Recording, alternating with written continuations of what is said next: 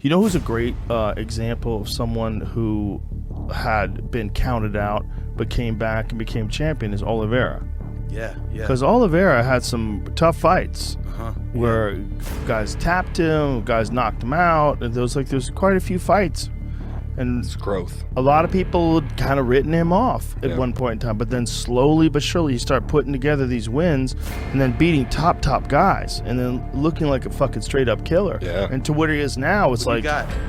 fuck, man, that's a good fight. It's a good fight. What do you got? Gaethje's a terrifying human being. What do you got? I don't know.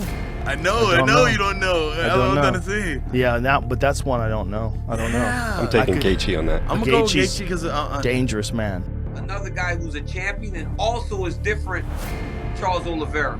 And now he has his next assignment as he's going to take on Justin Gaethje down the line.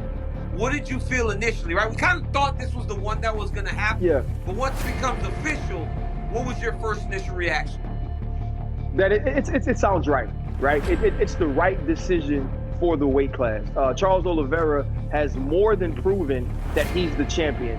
In the Poirier fight, you truly saw who Dubronx is, and I believe that fight will even give him more confidence going into the Gaethje fight, because remember Dustin and Justin, they went, it was a blood and guts war until Dustin finished them.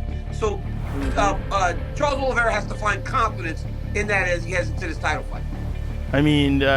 Oliveira had to keep adjusting on Dustin before he finally got it. That was deep. The moment he tapped, but might as well if you're there, you just go to sleep. He went behind the head. He hit the hand behind the head, and he got that ultimate leverage too from that. Yeah. That was Charles Oliveira is a bad motherfucker. He is a bad motherfucker. You know what's crazy, man, is Justin Gaethje has the ultimate equalizer. He can knock anybody silly. He can knock anybody out. But Charles Oliveira, man, he gets knocked down, RC, and the dude just gets up and starts talking like the Terminator. I've never seen anything like it. He doesn't take his foot off the gas. And I think that is what has caused guys so many issues over the course of this title run.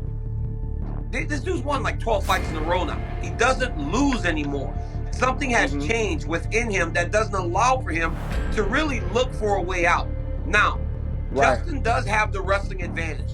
But who wants to grapple with Charles Oliveira? This is the greatest submission specialist You're submitted. in UFC history. Right? Exactly. You really got to pick your poison when it comes to the approach that you're taking against Dubronx. Oliveira's a fucking monster, and I'm like... Oliveira's a monster. People think of Oliveira as not being a monster because there's times that people have beaten him. Like Paul Felder smashed him, and there's a lot of guys that beat him. Cub Swanson KO'd him. Guys have beaten him, but he got better. And you gotta accept that and not think of like when he lost. Because so many people, well, who gets better at 35? I don't believe he's 35. No? No, I think he's younger than that. And I think he's 33. And I also think that he got into the UFC when he was 20.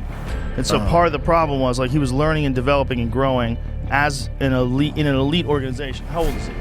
32. Oh, okay, wow. 32. So, see, he's been around a long-ass time. But he came into his own over the last few years, which kind of makes sense. Like, he figured it out somewhere around 27, 28. But look, these guys are elite, right? They come close to beating him, but he finds a way to beat them. And the way he does it is so final. The way he beat Poirier, man, that choke was so fucking good. It was so good. Yeah. And that's the same way the world found out about him was Efrain Escudero, who won the Ultimate Fighter. So, who was a very good fighter himself. He fought Oliveira, and Oliveira took his back same way, standing up, and choked him out. And that's when we first saw him. And that was the first time I recognized him, like, man, this kid is talented.